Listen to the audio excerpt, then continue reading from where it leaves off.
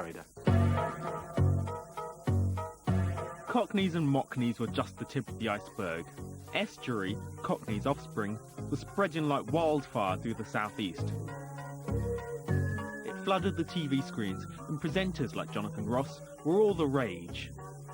We invited Jack Nicholson on the show and immediately assumed that everyone would want to hear from the Jack Nicholson we had, who's an ex-army cadet from just outside of Glasgow.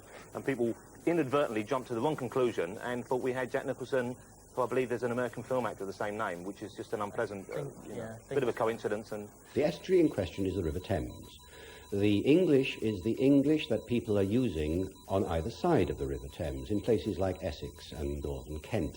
Estuary English is a kind of Cockney-influenced English, which started to spread outside the central area of London as people from the London area moved into the suburbs, a little better off perhaps, different type of housing and so on. As life is now, people go away. A lot of the Cockneys have gone to Norfolk, Yarmouth and Clacton. They move out, don't they? They kept their Cockney accent, but because they'd now moved into a different social milieu, up the social scale as it were, they found themselves being influenced by received pronunciation. My accent it's outer London, East London, West Essex. It's that kind of hinterland of, you never know where you are. It's odd because talking to you now, I'm thinking more about whether I'm using T's or not, whether I'm saying glottal or glottal. It's very weird thinking about speaking. Makes you talk different. He'd say, it's Heathrow and Gatwick. Gatwick, Gatwick, Gatwick, Gatwick. You hear the glottal stop there. Gatwick would be the RP version with a t, a clear t in the middle. So you'll hear glottal stops in estuary English that you would never have heard in RP. If we take a word like milk, now, the traditional way of saying this is with an L sound, again, made with the tip of the tongue, milk, milk. But what people often do nowadays is not use the tongue tip at all, and rather say milk. Milk could be seen as a kind of W sound. Ooh, milk. And that is one of these features of estuary English. The main culture capital is London at the moment. I mean, it might change. It might be Liverpool in 10 years' time, like it was, say, 30 years ago. But for the moment, I think as long as pop bands and films and fashion, and at the moment, England is quite successful and quite hip across Europe. So I just think London's like the cultural epicentre of it all, really. So that's probably why estuary is popular and cool. London accent and a more common accent sounds more modern than like a posh accent, which sounds old-fashioned. If you're finding your GCSE revision an uphill struggle, try breaking it down into smaller chunks. All the ones in the music channels, like what's his name, Richard Blackwood. It's quite a serious message underneath it all, but that's what comedians do. We always give a serious message through the comedy. You've got like a bit of a Cockney accent, if anything, hasn't it?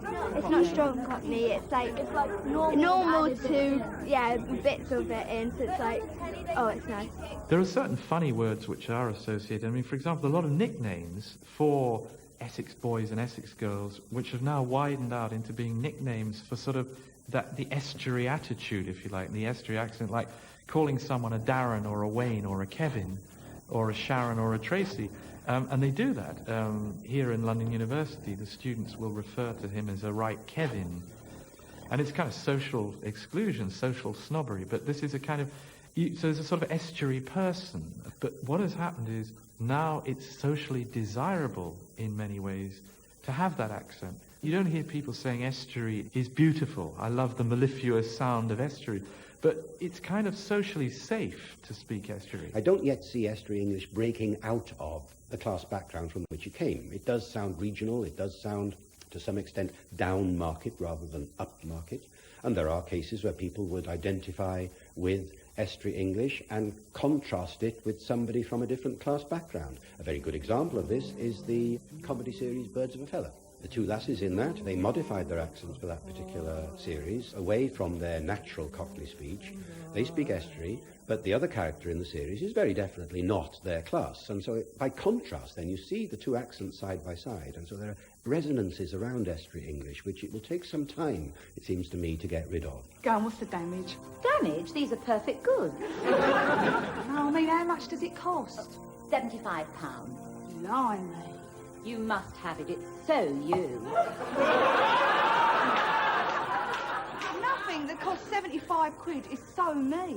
It's money well spent, darling. It'll put the magic back in your marriage. I think Paul Daniels could put the magic back into my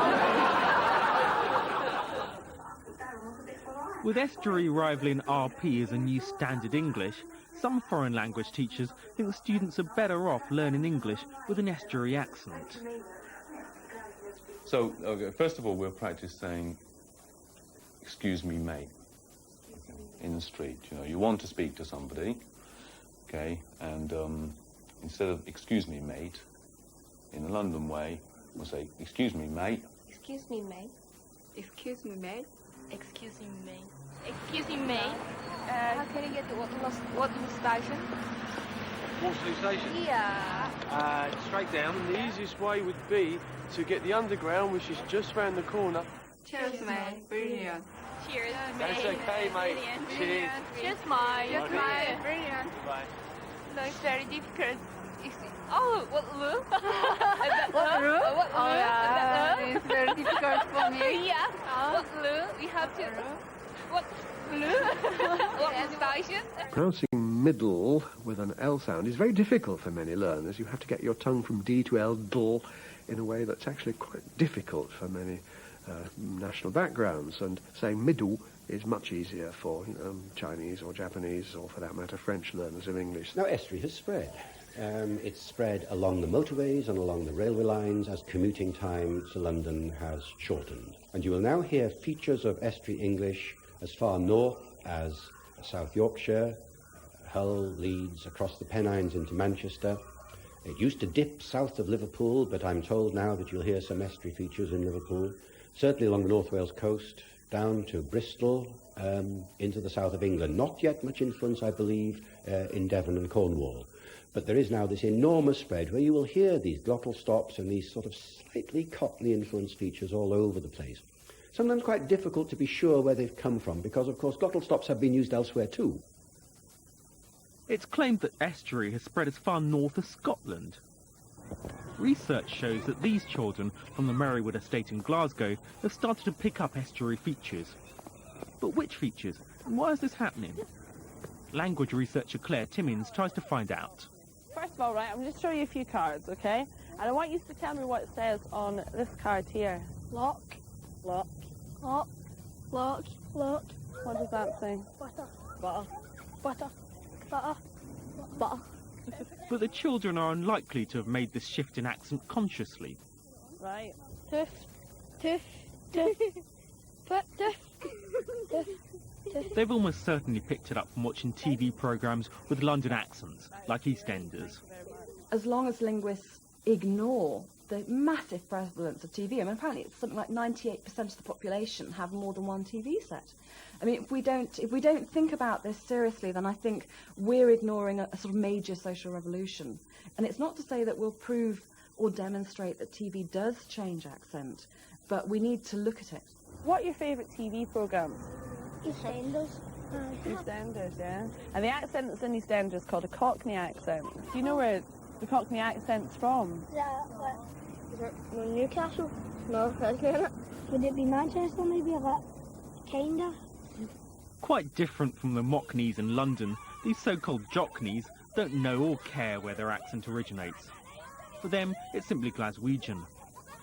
But what is significant is that the casual, rougher features of Estuary have helped distance them from their middle-class neighbours. Glasgow's well known as being a city of extremes. It's very polarised, so there's very much a them and an us. Do you like your accent? Yeah, brilliant. Yep. Okay, so you're proud to speak with a Glaswegian accent, yeah? Would you like to speak with a posh accent? No, I hate that. Can anybody say why they wouldn't want to speak with a posh accent? You get bullied in school or something like that. Everybody else talks slang in school, they'd walk past you and go like that.